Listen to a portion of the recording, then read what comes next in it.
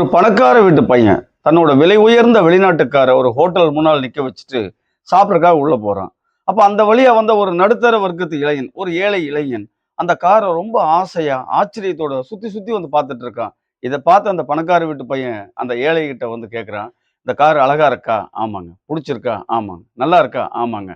இந்த காரு என் அண்ணன் எனக்கு கிஃப்டா கொடுத்தது.